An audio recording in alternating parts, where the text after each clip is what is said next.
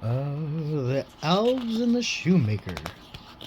There once was a shoemaker. He worked very hard and very honest, but through no fault of his own, could not earn enough to live upon, until at last all he had in the world was gone, save just enough leather to make one last pair of shoes.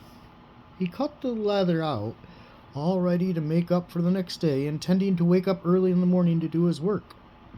His heart was light in spite of his troubles, so he retreated to bed, left all of his cares to heaven, and soon fell asleep. In the morning he sat himself down to work, but to his astonishment there stood the shoes upon the table, already made. The good man did not know what to say or think at such an odd happening.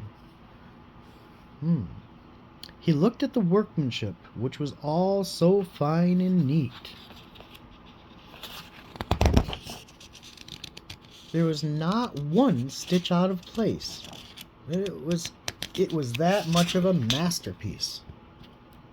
The same day a customer came in, and the shoes suited him so well that he happily paid a higher price than usual for them. The poor shoemaker used the money to purchase more leather, enough to make 2 pairs of shoes.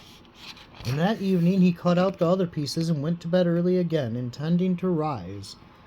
But once again, when he got up in the morning, the shoes were already made. Oh my goodness. Soon in came buyers who paid handsomely for the fine goods, so that he had enough money to buy enough leather for 4 pairs of shoes. Well, he cut out the work again overnight and found shoes completed in the morning again. Oh my goodness. And so on and on it went for some time. What was made ready in the evening was always finished by daybreak, and the good man soon became thriving and well off again. Well, one evening about Christmas time, as the shoemaker and his wife were sitting over the fire chatting together, he said to her, "I would like to sit up and watch tonight, to see who comes and does my work for me."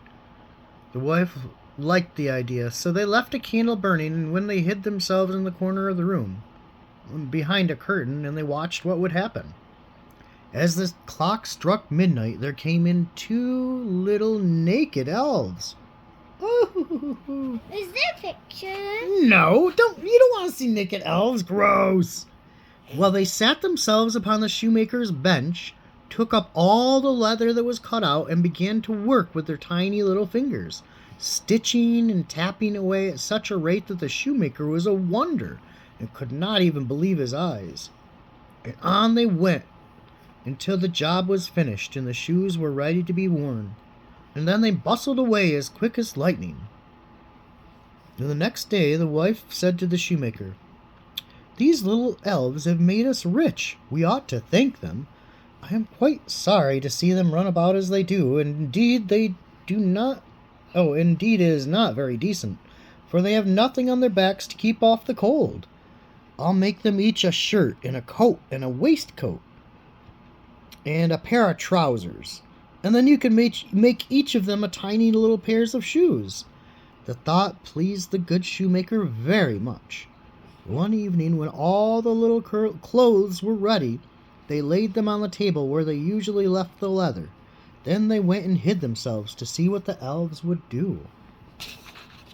At about midnight again, they came in, dancing and skipping.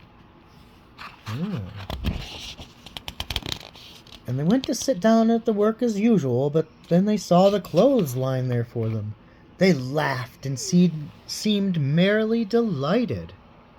Oh!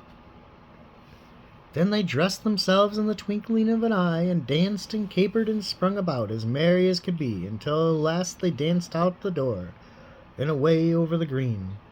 The good couple never saw the elves again, but everything went well with them from that time forward, for as long as they lived.